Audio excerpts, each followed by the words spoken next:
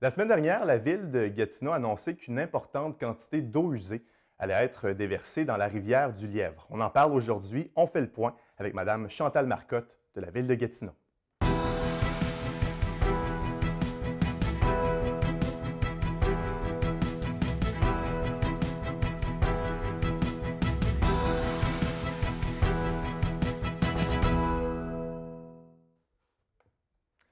Bonjour à tous, mon nom est Mathieu Daou. Je vous souhaite la bienvenue à Tribune locale. Chantal Marcotte, vous êtes directrice du service de l'environnement pour la ville de Gatineau. Bonjour. Bonjour, bonjour. Ça va bien? Ça va très bien, oui. Merci d'avoir accepté notre invitation.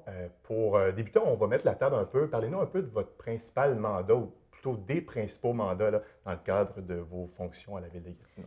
Et en fait, je suis directrice du service de l'environnement et le service de l'environnement est responsable de 4 grandes divisions. Donc, les deux plus grosses divisions, la gestion de l'eau, eau potable, eau usée, et aussi la gestion des matières résiduelles. On parle ici des ordures ménagères, le recyclage, le compostage. On s'occupe aussi du contrôle réglementaire, les différents règlements là, qui peuvent toucher notre secteur, là, la réglementation sur les nuisances, l'arrosage, l'émission de permis d'abattage d'arbres. Et finalement, la dernière division, c'est vraiment la politique environnementale. Donc, c'est plusieurs coordonnateurs de projets spécialisés en environnement qui travaillent sur toutes sortes de projets touchant l'eau, l'air, l'énergie, les espèces nuisibles, les plantes, etc. Donc, vraiment les 4 principaux secteurs dans vos fonctions. C'est ça.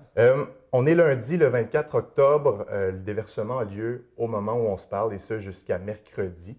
Il y a une raison derrière ce déversement-là, c'est qu'il y a des travaux qui doivent être faits à la station de pompage du quai à Masson-Angers. Expliquez-nous, Mme Marcotte, les détails de ces travaux-là.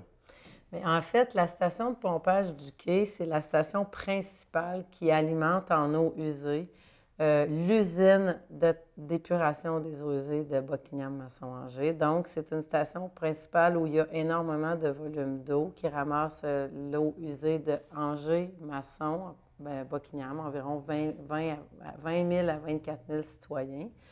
Puis, dans cette station-là, il y a 4 pompes associées à 4 ensembles Clapet-Vannes. Puis, on avait 2 ensembles Clapet-Vannes qui étaient très, très, très rouillés, très corrodés, à un tel point qu'il y avait des fuites au niveau des vannes d'eau usée dans le poste de pompage. Donc, c'est pour ça qu'on doit aujourd'hui faire les réparations. Heureusement, le poste a été conçu en 1995 et avant. C'est pas jeune d'hier, là. Non, bien c'est ça. C'est quand même pas si vieux que ça, mais à ce moment-là, dans la conception, il n'y avait pas eu de redondance ou de tuyauterie, un doublon de la tuyauterie prévu pour pouvoir, à la limite, faire fonctionner 2 pompes sur 4 puis réparer les 2 autres sans envoyer l'eau à la rivière. La façon dont c'est conçu, il faut arrêter complètement et envoyer les eaux usées à la rivière. Donc, ce n'est pas un bris, mais plutôt un remplacement de pièces. Y a-t-il déjà eu des travaux dans cette station de pompage-là? Il y a souvent des travaux. En fait, on est en train... Ce remplacement de pièces-là, ça fait partie de l'entretien normal d'un poste de pompage. Évidemment, là, on est dans un poste où il n'y a pas de redondance, qui est beaucoup plus gros, mais ce n'est pas des travaux qui sont extraordinaires comme une modernisation. Évidemment, la modernisation de ce poste-là est prévue pour 2019-2020. Là, on parlera de plus gros travaux à ce moment-là. Mais là, c'est vraiment de petits travaux avec un impact sur l'environnement. Vous parlez de travaux plus importants qui vont avoir lieu dans la station, mais est-ce qu'on va revivre un autre déversement durant ce temps-là? Bien, en fait, quand on va arriver à moderniser cette station-là dans les années futures, ça va vraiment être plusieurs mois pour la moderniser, mais ce ne sera pas un entretien qui va demander d'envoyer les eaux usées pendant plusieurs mois à la rivière. Dans le fond, quand on modernise, dans des cas comme celle-là, parfois, on est obligé de construire une nouvelle station à côté, puis quand elle est prête à faire feu ou quand elle est prête à fonctionner, on démantèle l'ancienne. Donc, mais actuellement, on ne pouvait pas attendre. On aurait aimé attendre en 2019, mais on ne pouvait pas attendre parce qu'il y avait trop de risques que les clapets et vannes brisent en urgence. Puis là, on aurait eu un déversement de 17 à 20 semaines en attendant que les morceaux soient fabriqués. Fait qu'on a été vraiment en mode préventif. On a dit, on va faire un déversement contrôlé de maximum 48 heures, puis on va faire préparer nos morceaux d'avance. C'est une vingtaine de millions de litres qui vont être déversés. Qu'est-ce que ça représente en termes de pollution pour l'environnement? Parce que c'est sûr qu'il va y en avoir. Oui, oui, c'est sûr. Dans le fond, les 20 millions de litres d'eau usée, c'est principalement de la matière organique qui va s'en aller dans la rivière. Donc, les impacts sur l'environnement, la matière organique, bien, elle consomme l'oxygène qu'il y a dans la rivière, puis cet oxygène-là, la faune et la flore en ont besoin. Maintenant, on est dans un temps de l'année où est-ce qu'il y a pas, on a fait attention de ne pas être en période de frai des poissons, période de nidification des oiseaux. On a choisi un moment de l'année où on n'est pas en étiage, en grosse chaleur, pour faire la manœuvre. Puis, l'impact est quand même minime au niveau de la dilution. C'est qu'on envoie 20 millions de litres d'eau usée à la rivière, mais la rivière coule de l'eau 60 mètres cubes à la seconde dans la rivière. Donc, beaucoup de courant, là.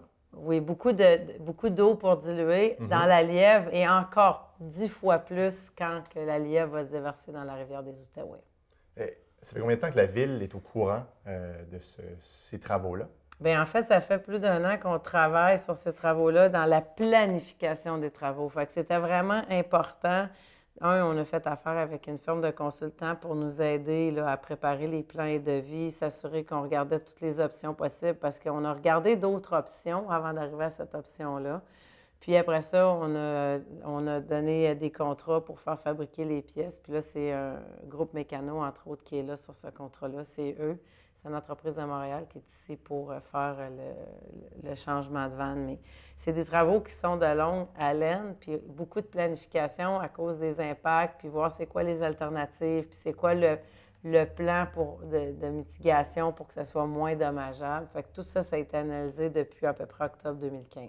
La Ville a mentionné lors du point de presse au sujet du déversement que c'était des travaux qui étaient inévitables, ou plutôt un déversement inévitable. Pourquoi? Bien, en fait, il y a plusieurs options qui ont été regardées parce qu'il y a quand même 50 postes de pompage sur le réseau sanitaire de la Ville. Il y a des endroits où on peut arrêter la moitié du poste de la façon que c'est conçu. Il y a des endroits où le volume n'est pas 20 millions de litres, puis on est capable, avec des camions récurreurs, de pomper pendant qu'on fait les travaux. Donc, on a regardé les options de faire des postes temporaires, mais la configuration du réseau ne nous permettait pas de mettre des pompes temporaires sur le réseau. On a regardé pour mettre des camions, pour pomper, ça aurait pris 40 camions à l'heure et 80 camions à l'heure de pointe. Donc, c'est un volume qui n'est pas gérable.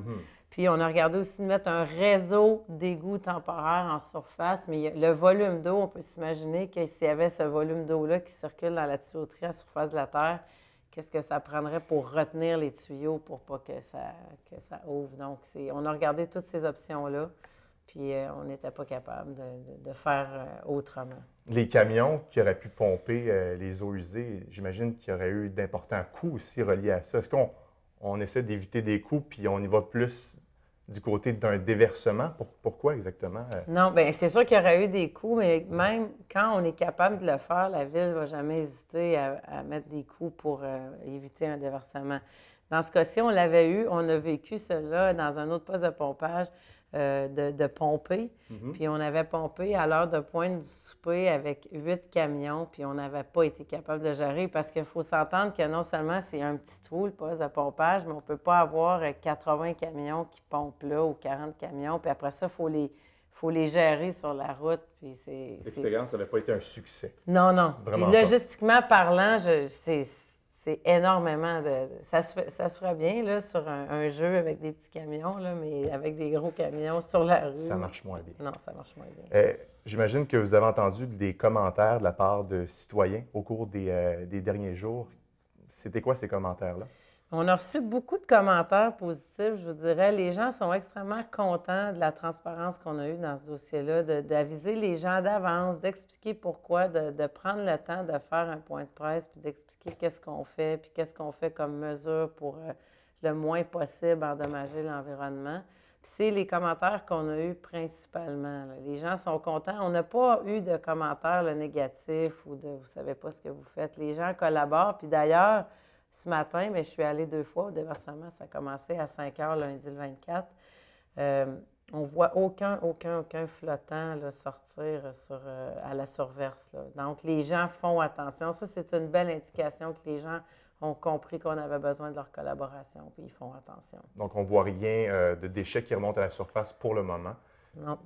Ça pourrait arriver, et justement, la Ville, on va en parler tantôt, la Ville va retirer ces objets-là s'il y en a, exactement. Oui. Pourquoi le déversement se déroule à cette période-ci de l'année? Pourquoi on a choisi l'automne? Mais en fait, on voulait avoir un moment de l'année où on a quand même de l'eau. Donc, en été, c'était aucunement possible à cause surtout cet été, ça a été un été assez chaud avec une grande période d'étiage. Puis, on voulait avoir de l'eau, donc c'était l'automne ou le printemps. Mais au printemps, on affectait un petit peu plus là, les espèces. Fait qu'on préférait à l'automne, avant le couvert de glace, évidemment, parce qu'on ne voulait pas envoyer ça sur la glace. C'est ça. Puis, bien, il fallait être capable de travailler aussi. Là, même là, il fait froid, mais c'est correct, on est encore, ça va bien. Puis, on voulait aussi éviter le moment où on est en période récréative, là, où est-ce qu'il y a beaucoup d'activités sur la rivière, des activités nautiques, puis tout ça. Donc, c'est vraiment le meilleur moment pour un déversement comme celui-là. Bien, si on peut dire, oui. Si on peut. On n'aimerait pas en faire, mais on pense qu'à ce temps-ci de l'année, c'est là qu'on fait moins de dommages. Oui.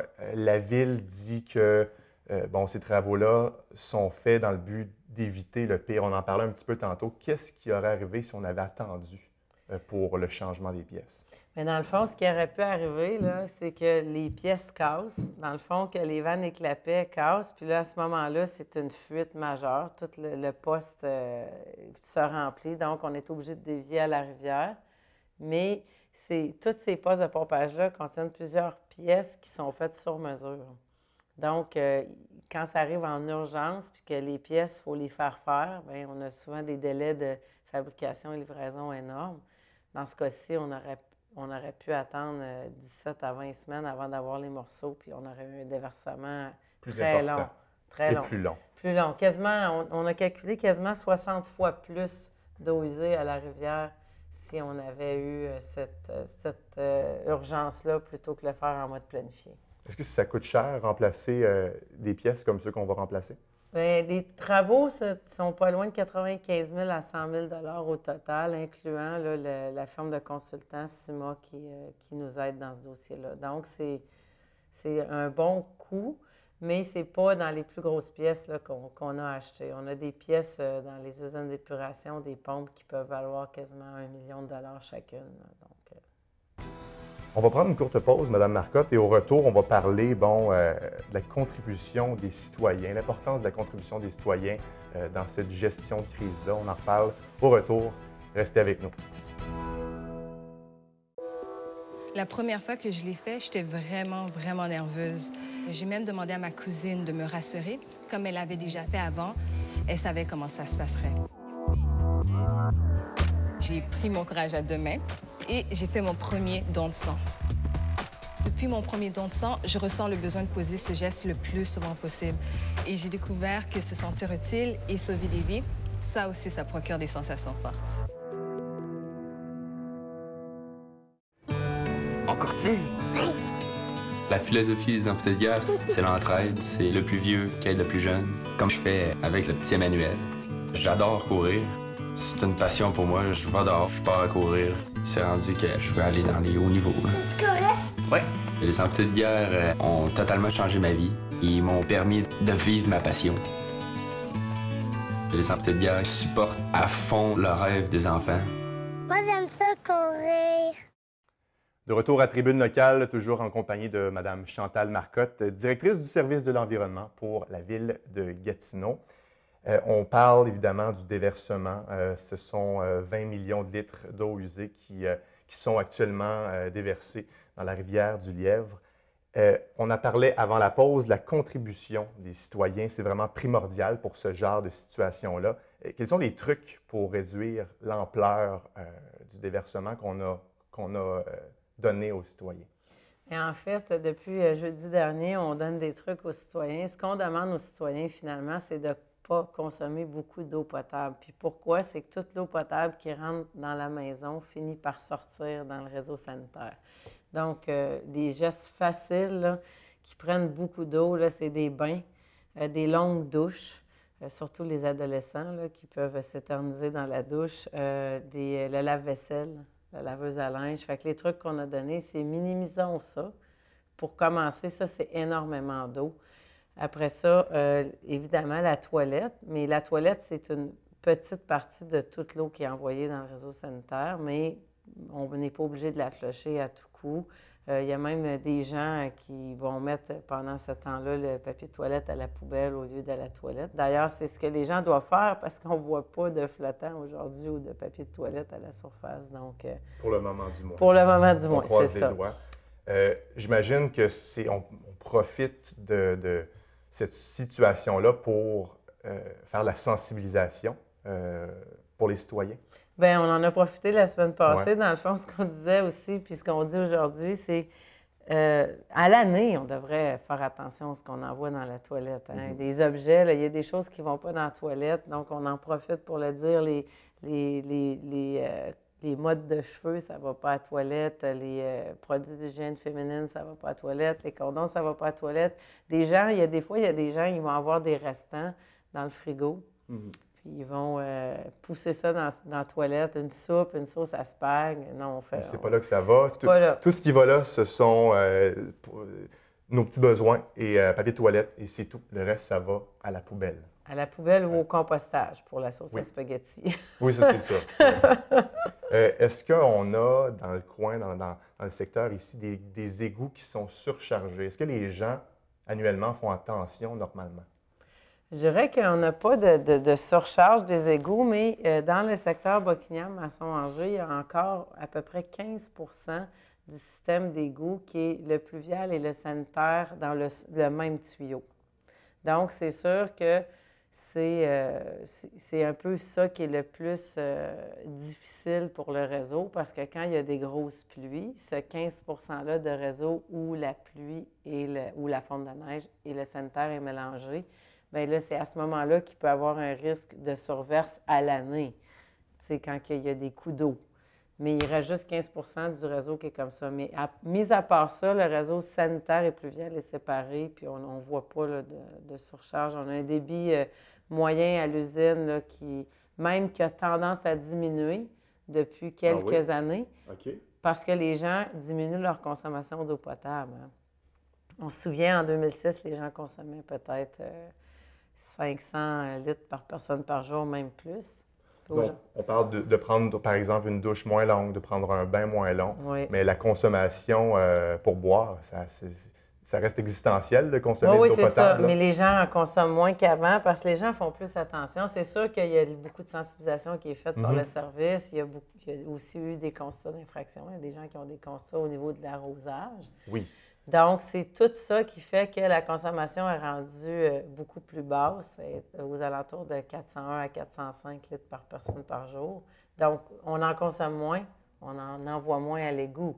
Donc, l'usine d'épuration de Masson-Angers a moins de débit qu'elle en avait auparavant.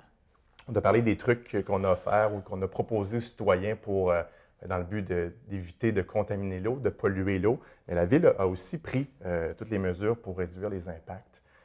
Notamment la surveillance et la récupération des objets qui vont peut-être éventuellement flotter. Parlez-nous davantage de ces procédures-là, de ces mesures-là par la Ville. Bien, dans le fond, la Ville a fait quelques mesures, mais la première mesure, c'est qu'il y a 2 équipes actuellement qui travaillent, une équipe par ensemble de la PEVAN, puis jour et nuit. Okay? Donc ça, c'est la première chose qu'on a faite dans le contrat.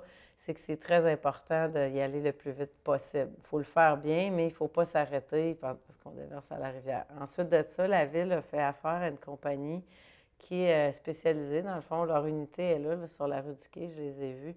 Dans le fond, c'est une compagnie spécialisée qui a mis des barrages flottants ou des estacades avec un rideau sous le barrage d'à peu près 2 pieds, un peu plus loin de la rive. Puis eux se promènent actuellement là, en bateau.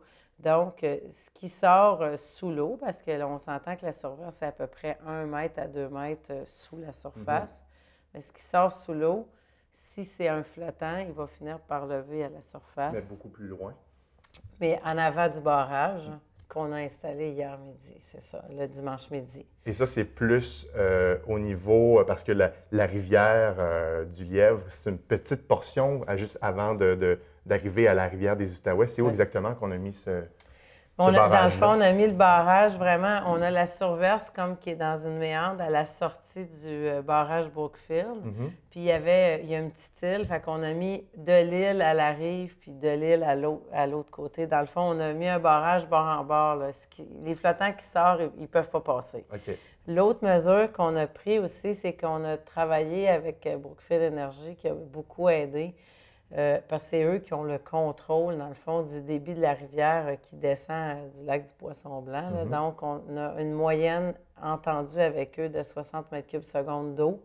Puis, même eux étaient prêts à nous aider. Là. Si nous, on a des heures de pointe où on n'a plus de rejet, ils étaient prêts à pouvoir moduler le débit qui laisse sortir du barrage. Donc, ça, c'est une autre mesure parce que si eux avaient décidé d'accumuler l'eau puis de rien laisser aller pour l'électricité de l'hiver qui s'en vient, ça aurait été dommageable parce que là, on n'aurait pas eu de dilution, pas de courant, puis c'est là que ça devient dangereux que l'oxygène se consomme, là, finalement. À quoi ça ressemble le déversement? C'est-tu carrément un tuyau qui va à la rivière? Et aussi, une deuxième question dans ça, c'est à quel niveau de la rivière du Lièvre a lieu le déversement? Dans le fond, quand on passe sur la rue du Quai, là, on voit les gens, on voit dans le paysage là, un genre d'appareil de levage jaune près du terrain de soccer. Bien, dans le fond, c'est ce poste-là qui est arrêté. Le tuyau, il s'en va direct en face, l'autre côté, à peu près un mètre et demi sous l'eau. Fait que ce matin, quand je suis allée, dans le fond, ce que je vois, c'est quelques bouillons parce que ça rentre en dessous, puis on voit un peu de bouillon, mais c'est très peu de débit qu'on voit sortir. Mais c'est vraiment là. C'est assez loin de la route parce qu'il y a quand même un bon dénivelé. Puis on voit un petit peu différentes couleurs entre l'eau de rivière puis l'eau qui sort, mais pas tant que ça. C'est un peu plus foncé, c'est ça? Je dirais que c'est pas plus foncé, non. C'est comme, tu sais, c'est de l'eau potable avec... avec d'autres matières. Avec d'autres matières, puis c'est juste une différente couleur, mais c'est pas vraiment plus foncé, non. Puis ça sent pas non plus parce qu'on est quand même loin là, des résidences. On est en bas du cap, puis ça... quand même... La ville de Gatineau, est-ce qu'elle a été assez transparente dans cette gestion de crise-là, selon vous? Moi, je pense que la ville a été très transparente. Puis, dans le fond, la ville a voulu faire appel, dans le fond, aux organismes environnementaux jeudi dernier et aux journalistes de la région pour nous aider à passer le message. Donc, oui, elle a été très transparente, autant au niveau de la conférence de presse que les médias sociaux. Puis, les organismes ont été rencontrés même en amont de la conférence de presse pour qu'on puisse... discuter avec eux, là, les Sentinelles de l'Outaouais, Credo, on a même mis Kobali, Canard Illimité en lien avec nous pour pouvoir les écouter puis prendre aussi en note ce qu'ils avaient à nous apporter pour nous aider. Eux aussi étaient très, très satisfaits là, de comment on a géré ça. Mais quand on annonce ça aux organismes dont vous venez de nous parler, c'est quoi leur réaction? Bien, en fait, les organismes, leur réaction, c'est quand ils voient qu'on a fait tout notre possible pour diminuer les impacts puis informer les différents paliers gouvernementaux, parce que c'est une chose qu'on a faite aussi dans notre planification. Bien, eux, ils étaient très heureux même de le savoir puis de pouvoir nous donner des conseils. Là. Ils étaient vraiment contents. Novembre dernier, Montréal, un important déversement. Là, c'est beaucoup plus d'eau usée. On parle de 8 milliards de litres. Mais est-ce qu'on se reconnaît un peu dans ça? Est-ce qu'on s'est fié à ce qui s'est passé à Montréal pour faire les choses correctement? Oui, on se reconnaît, mais toutes les villes qui ont déversé, puis il y a eu Montréal, mais il y en a eu d'autres cette année aussi. Là. Dans le fond, on se reconnaît parce qu'on a toute la même situation à gérer au niveau de la planification. On a appelé la Ville de Montréal dans la planification des travaux. On a écouté les conseils qu'ils nous ont donnés, puis on a intégré les conseils qu'ils nous ont donnés là, dans notre planification. Puis c'est sûr que c'est beaucoup moins, le débit, c'est beaucoup moins, parce qu'on est dans un plus petit secteur, mais c'est quand même similaire le genre de travaux qu'ils ont fait. Là. Puis je pense que la Ville se devait de se fier à ça pour que ça fonctionne correctement. Puis, c'est quoi ce qu'ils vous ont dit comme conseil majeur? C'est quoi qui est ressorti? Bien, en fait, eux, ils nous ont dit comme conseil majeur, c'est eux qui nous ont vraiment mis sur la piste des compagnies spécialisées pour venir nous aider sur la rive. Puis ils nous ont aussi dit, malgré qu'on n'avait pas à aviser le ministère parce qu'on était sous 48 heures, notre déversement, bien, nous, on voulait le faire, puis eux nous ont confirmé que c'était bien de mettre les ministères dès le début de la planification pour pouvoir travailler en collaboration avec eux plutôt que les mettre le matin même devant le fait accompli.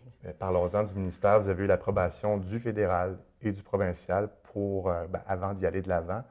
Comment ça fonctionne, tout le processus? Mais en fait, le provincial est surtout notre guichet unique qui gère au niveau des impacts environnementaux la ville. Donc, eux, on a eu leur approbation, on a eu plusieurs échanges avec eux pour dire tout ce qu'on mettait en place dans les actions. Au niveau du fédéral, eux, au niveau du règlement de l'eau usée du fédéral, c'est moins eux, mais eux nous ont aiguillés plus vers pêche et océan. Puis là, on a avisé pêche et océan de la loi des pêches de ce qu'on faisait. D'ailleurs, eux, au niveau fédéral, c'est un peu différent. C'est plus le matin, on les a avisés d'avance, mais le matin où tu commences un déversement à l'environnement, il faut que les inspecteurs soient appelés. Donc, ils ont été appelés lundi le 24 à 5 heures du matin pour dire qu'on commençait. Mais ils savaient déjà que ça s'en venait. Vous avez vous avez occupé les fonctions de chef de la division usine et traitement d'eau durant 7 ans, si je ne me trompe pas. Est-ce que c'est un des cas les plus importants que vous avez vus à Gatineau? De déversement? Oui. Je dirais qu'en 7 ans, au niveau, oui. Par contre, c'est important de spécifier qu'à l'usine d'épuration de Gatineau sur la rue Notre-Dame, lors de coups d'eau à chaque année, surtout au printemps et à la fonte des neiges, il peut arriver où est-ce qu'on va devoir bypasser une partie de l'eau qui arrive à l'usine. C'est-à-dire qu'au lieu de tout traiter l'eau, il va y avoir de l'eau qui va s'en aller après qu'on a enlevé les flottants avec des dégrilleurs, puis qu'il y en a une partie qui va aller à la rivière. Ça arrive à chaque année lors de coups d'eau. C'est très court, mais c'est quand même des plus grands volumes. L'usine est très grosse là-bas, fait que ça peut atteindre des volumes similaires à ceux-là qu'on fait en 2 jours, mais très, très, très dilués parce que c'est la pluie puis la fonte des neiges qui arrive. Madame Marcotte, merci d'avoir fait le point avec nous de ce déversement d'eau-là, en espérant que tout se déroule très bien. Merci d'avoir été avec nous. Ça me fait plaisir. Donc, on se retrouve la semaine prochaine pour une autre émission de Tribune locale. Au revoir.